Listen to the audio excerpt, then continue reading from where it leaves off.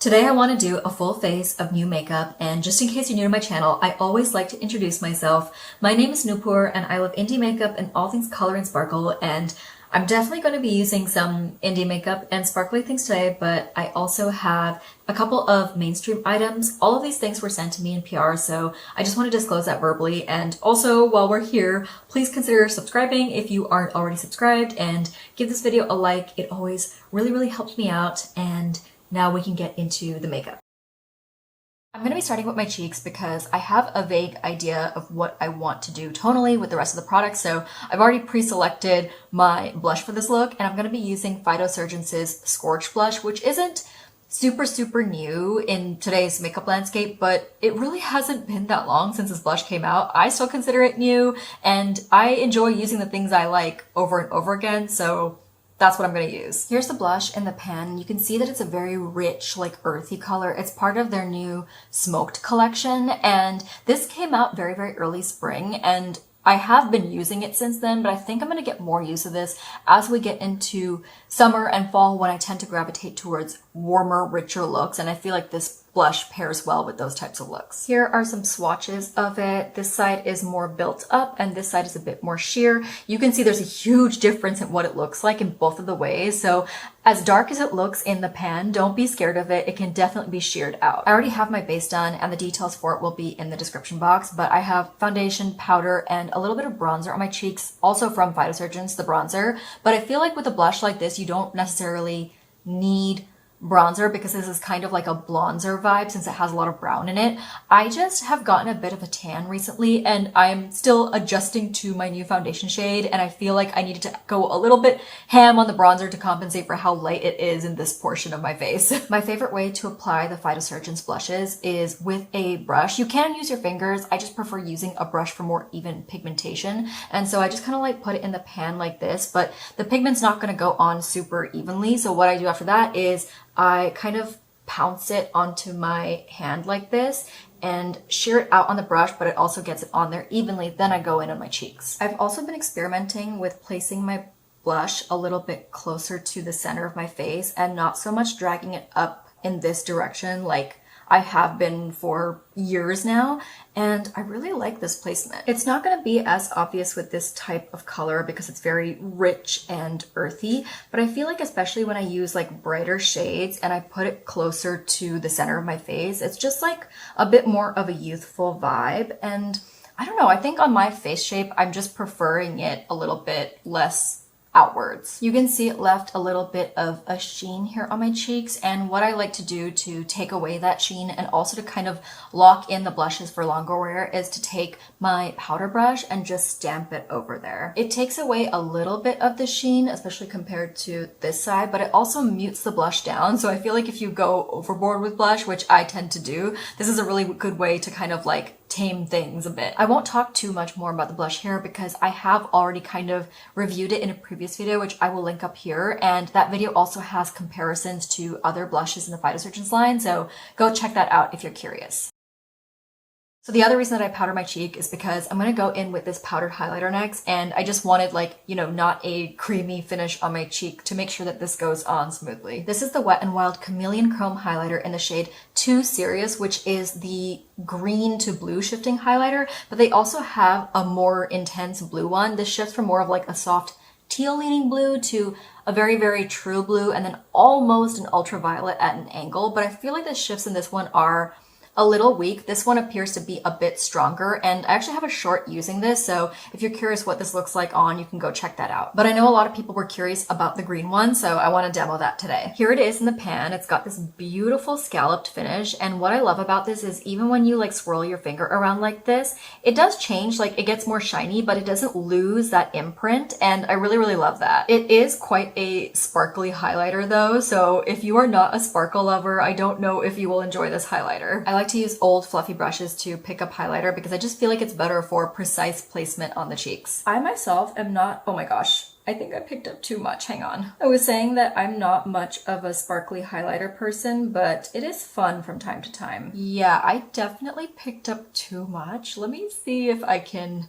remove some of this. I'm trying to buff this out with a bigger, fluffier brush and trying to pick up some of the product since this is a clean brush, and I don't know how well that's working, but I guess we're just gonna have to do a strong highlight today. That's definitely one thing that I will say about these highlighters. They pack a punch. If you want a subtle, non-sparkly highlighter, this is definitely not for you. Even though this highlighter is sparkly, it doesn't overly emphasize texture because it's very, very smooth and the particle size is pretty fine. So I feel like it sits really nicely on the face for a sparkly highlighter. Also, there's no white cast that I can tell, and you saw how much I put on this cheek, and no matter which way I move my head, I'm not seeing any ashiness or anything like that. The shift on this one is definitely a lot more obvious than in the blue one, because when I'm facing directly to the camera, it's more of like a gold green, and then when I move my head to the side, it becomes more of like a tealish blue green. And especially since this highlighter is $7 and you get such a large pan of it, I think that's great value. Personally, I think it's really cool to see a drugstore brand like Wet n Wild moving into duochrome makeup, because being available at the drugstore and at such an affordable price point makes it so much more accessible to the majority of people who shop for makeup, and I love to see it. The next product I'm going to try is the One Size Powder Melt Glass Setting Spray, which this is my first time ever trying anything from One Size Beauty. They sent this to me in PR, and I have heard so many good things about their On Till Dawn setting spray, but as a dewy skin lover, I feel like this is more up my alley, at least for every day. I am still interested in trying On Till Dawn for like very long wear makeup days, but I don't think that's something that I would reach for like day to day. I'm gonna read you what the setting spray is meant to do. Seamlessly melt powder and set your makeup for a smooth glass-like finish that lasts. A glassy film former helps extend makeup wear for up to 12 hours. The oil-free breathable formula won't disrupt makeup and is perfect for setting full beat glam. And you're supposed to shake things up to activate the film former and the ceramides. Now I currently have quite a bit of powder on, partially in anticipation of trying this product, but also because I think I mentioned earlier, actually don't know if I mentioned earlier, that I have a bit of a tan going on and I was having trouble like shade matching myself and mixing my foundations to get my current shade. So I went in with my Sephora powders, specifically more of this one to kind of like color correct and bronze myself up a little bit. And so I do have a good amount of powder on my face. Giving it another good shake, and then I really do love the sprayer on this. I feel like it's super fine and I didn't get any like big droplets on my face that could cause makeup disruption. I think you can immediately see on camera that I look a lot more dewy, but I do want to mention that I am in very bright studio lighting that emphasizes any kind of shine and also texture on my face. So I don't look like I won't look this dewy in normal natural lighting settings. That said, this is definitely a dewy setting spray because I feel like I had kind of a soft matte finish going on aside from on my cheeks with like the cream blush and the highlighter, and now it reads more of like a luminous finish. I feel like under my eyes is where I have the most like powdery finish and crepiness because I use quite a bit of powder to set my concealer down there. That's the only way that I can get a truly crease-proof finish, but I'm getting older, I'm 30, and I have dry skin, and so it's going to look a little crepey and dry. I do feel like this setting spray took away a little bit of that crepiness, but not a whole lot of it down here, but that is where I have the most powder. I also feel like it melted the highlighter into my face a little bit more. Highlighter is always going to look like highlighter, especially with a colorful, sparkly highlighter like this, but I feel like now that I've used the spray, it looks more fused with my cheek products and the rest of my makeup. I just spent a few seconds like scrunching up my face because this product has like a film former in it, and I just wanted to make sure I couldn't like feel it on my face, but there's no heaviness at all. As far as extending makeup wear time goes, I'll have to wear this for the rest of the day to see how it works with that. I am going to be wearing this makeup for many, many hours after filming, and I'll be going to the gym, and it's 85 degrees today. So I feel like it's a good day to test longevity, and I'll try to insert some text here on the screen to let you know how that went. For the eyes, I'm going to be using Singe Beauty's Agate Temptation palette, and I am very excited to be using this because it's my first time trying Singe. They very generously sent this to me in PR, and thank you so much. I think that this color story is so pretty and perfect for summer, which is right around the corner. So let me tell you what I'm going to be doing with this. I've had a couple of requests to do more shade cascade tutorials, which if you're new to my channel or you don't know what that means, it's a term that I created to describe layering shadows. So typically I use it to mean layering shimmers over shimmers, but I also enjoy layering shimmers over mattes, especially shimmers with translucent bases like iridescence, or just like a lot of special shimmers have very sheer bases, and that's what I want to do today. I'm going to start with this matte over here. There's a little bit of kick up in the pan, but not like a ton, not like super powdery. I'm going to start by running this through my crease, and I did already swatch this palette, and I learned that these mattes are super pigmented. So I only picked up a small amount on my brush, but I do think that if you are used to picking up more on your brush and you really swirl it into the pan, there will be a bit more kick up. But you can see that even with just that small dip, I'm getting quite a good amount of pigment. I picked up more of that matte on the flat side of this brush, and I'm going to pack that lightly all over my lid. Not too much, because we are going to be adding something else on top. Now I'm going to dip into this matte just a tiny amount, because like I mentioned before, these are very pigmented. And I'm going to start putting this all over my lid, mixing it in with that warm brown shade because I want a more orangey base over here. I oftentimes mix mattes to get like custom shades depending on what I'm going for. And this doesn't need to be perfect because we are going to be putting a shimmer over it. Per usual, I'm going to go in with this shade next to add some depth. I'm going to start packing that over here on the outer corner. These mattes really do build so well on top of each other. They're very pigmented, like I said, but they're also at the same time easy to work with and easy to blend. I find that sometimes when things are this pigmented, they're a little difficult to blend out, but these are really very easy to work with. I think they would be very beginner-friendly mattes. Just gonna make sure I'm blending this out some more before I deepen it up with another layer. I actually picked up that matte on a smaller brush, and I'm quickly jumping to my lower lash line, just bringing it over here a touch. And now I'm going back up here and deepening up the outer corner with a touch more pigment. I really love the level of depth I was able to get on the outer corner over here with this matte down here, because I feel like especially when you're layering deep mattes over lighter mattes, sometimes they can lose some of that depth, but I feel like this is very smoky and I'm very happy with that. Before I go in with the shimmer, I want to apply some of the Shine On Shimmer Enhancer from Cleona and Bat to the Brow, because I have quite a few matte shadows on my lid and the shimmers aren't super emollient. They're a bit on the drier side and piecier, and I feel like they need something to stick down on top of. Now I'm going to pick up this shimmer over here. This shimmer has a bit of a green reflect to it, so I really wanted to put it over these rusty warm mattes to have like a lot of contrast in this look. It's also super sparkly without being very textured. That's something that I was pleasantly surprised to find with all of the shimmers in this palette. They all have a particle size that's a bit more on like the smaller size, yet they're all still, well, most of them are very sparkly. I really love this green leaning shimmer over the rusty warm mattes, which you can see when I tilt my head back like this underneath the shimmer, but I feel like this shimmer isn't super green and I want to add more green into the look. So I'm going to dip into this lime green matte over here. This shade is begging to be used in the inner corner, and it is quite a bit more sheer than the other mattes since it is quite neon leaning. This is very common with neon leaning shades. I don't know if this is a true neon, which is why I keep saying neon leaning, but I did have to build it up a few layers to get to this pigment level. I know I just did a matte neon green inner corner in a recent video, but in that one I swooped it upwards towards the matte, and this time I'm not going to do that. I am taking it over here on the inner lower lash line though, and I am getting a little bit of fallout from this shade, but that's because like I really have to pack this on to get this pigment level without putting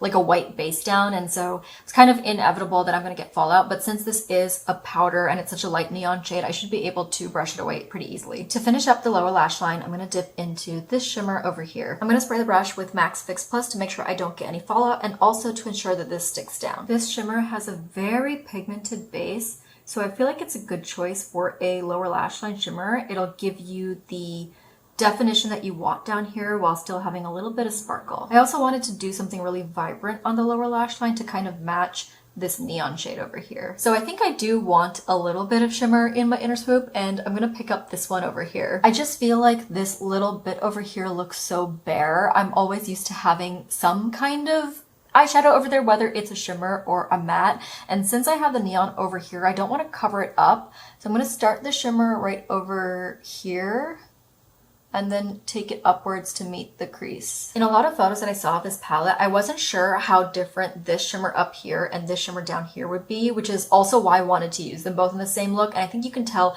that the one up here, what I have over my lid, has a bit of that like green tint to it versus this one down here that I have in the inner swoop. It's much more gold leaning, but it's so special because it also has these like white silver tiny flecks throughout that give it so much dimension. Here's the sparkle cam so you can see all of that texture. And hopefully you can see what I mean by a lot of these shimmers have this like piecey, scattered finish to them. Even though I put it over that shimmer enhancer, it didn't go on super opaquely or like build up to this like metallic reflective finish, which I feel like a lot of indie shimmers do. It retains this like scattered, dazzling sparkle. It's so, so pretty. While I was doing my mascara, my neighbor started blasting music from their garden, and their garden is like 10 to 15 feet in that direction right outside my window.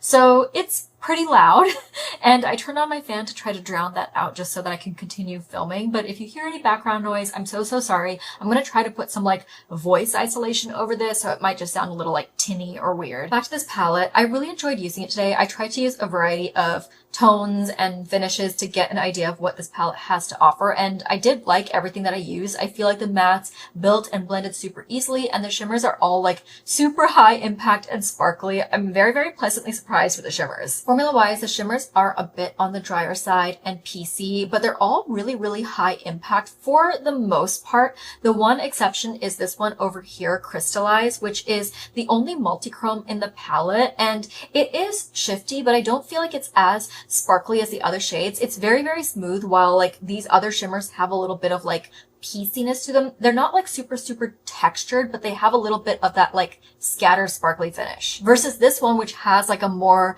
metallic, like high shine reflective finish. I actually got a couple of requests to compare Crystallized to Cleona's Mural to see how similar they are, and I think you can see even from this far swatch. I will show you a close-up swatch in like my sparkly studio lighting, but even from far away, I think you can see that Mural is a bit more of like that reddish orange reflect versus Crystallize having more of like a warmer orange reflect. And then also Mural has much more of a teal base, while Crystallize has more of this like limey green base. In terms of finish, I feel like Mural is overall more sparkly and reflective. Like that shift on top of the base is so much more high impact than in Crystallize, where the finish feels a little bit more subdued, but then Crystallize does have these additional gold sparkles mixed in throughout that fiery shift that adds some dimension to it.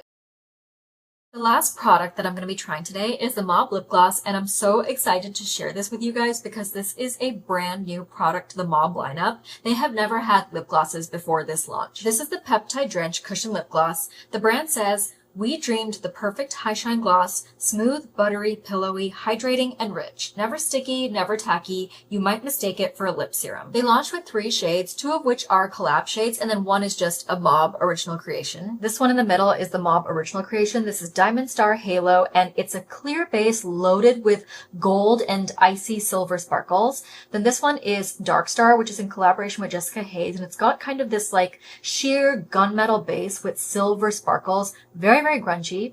This one is in collaboration with Miss Megan Robinson, and it's called Breakdown, and it's her perfect nude. I really like that Mauve launched with 3 like kind of unique shades, not your typical just like neutral pinks and beiges and stuff. And even this, even though it's a beige, it's quite a unique shade. I feel like I don't see things with this undertone a lot. It actually is very close to just like my skin tone, so I don't know how it's gonna look on me, but maybe I should try it. The applicator is not your traditional doe foot. It's kind of like a scoop, so it holds a little bit of product, and I feel like it's meant to hug your lips. So since I already know that Breakdown is just not going to work for me without a lip liner, and I know that Miss Megan is like the queen of lip combos, I'm going to go in with the lip liner first. I did a quick line with Tower 28 Strawmy, which is a rich chocolate brown, and it's not like too warm or too cool or anything like that. I think it'll work pretty well with Breakdown. Yeah, that definitely would not have worked on me without lip liner, so I'm glad I put some down.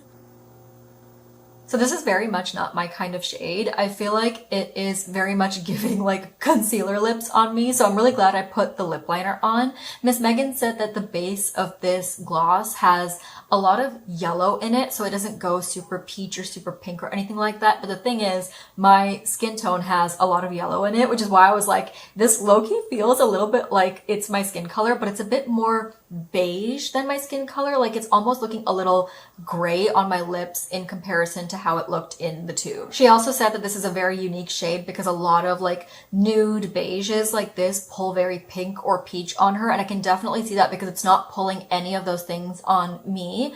A very unique tone, just not really my thing. But the reason that I wanted to try this shade first is because the other two shades have sparkles in them, so I just wanted to give like the standard gloss formula a go before I tried those. And on my lips, this does have quite a bit of cushion to it. It doesn't feel super like thin or slippy, but it's also not thick, and it doesn't like envelop my lips. It's not tacky at all. It feels very moisturizing and just like a really nice formula. It also feels very weightless on my lips, but at the same time, it doesn't feel like it's gonna like slip and slide around and kind of like migrate out of my lip line. I feel very like secure wearing this. There is a tiny amount of gathering in my lip lines, but I feel like I'm only noticing it because the mirror is very close to my face. If I put the mirror like at a reasonable distance that I would be looking into any normal mirror, like a bathroom mirror, or someone would be talking to me, I don't think you would notice any of that. Now I'm going to try Diamond Star Halo, and this time I line my lips with Tower 28's Color Me Fine lip liner, which is like a lighter taupey brown, and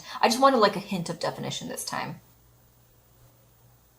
Now this is my kind of gloss. This is so pretty. The sparkles are super fine in particle size, so it's just this like ethereal shimmer on your lips. And my lighting setup right now is not like my sparkly lighting setup, but I can still very much see the sparkles in this lip gloss, which I love to see. I also can't feel the sparkles at all on my lips. It's very smooth and glossy, no grit at all whatsoever. And I think I forgot to mention this earlier, but this formula is totally unscented. At least I can't detect any scent in it. Let's talk about the packaging really quick. This feels like the same packaging as their mascara, which has this like inner tube that's plastic and then it's paper on the outside. So you can fully take this out of the paper, and then this is plastic inside, which I don't understand like why there's a paper tube in addition to the plastic, because like Mob is very big on sustainability, which is why they try to have mostly biodegradable packaging, but I don't think that this inner tube is biodegradable, so I'm not sure why there's like this additional paper part. Something that I'm really happy to see is that previously Mob used to only use numbers for their shade names, and now they're doing both numbers as well as actual shade names. For example, this is Breakdown, but it's also M179. And one of my complaints with the Frost lipsticks that came out was that they only had the numbers on the packaging, not the actual shade name. So you wouldn't know what it was unless like you already knew it. But with this, the actual shade name is on the packaging. This says Breakdown at the bottom, so I'm really happy to see that. That's it for this video. Let me know what you thought of this look and also of all these products. Like, were you interested in any of them? Have you picked any of them up already? I always love to know your thoughts in the comments down below. As always, thank you so much for watching till the end. Please don't forget to give this video a like before you go, and I will see you in the next one. Bye!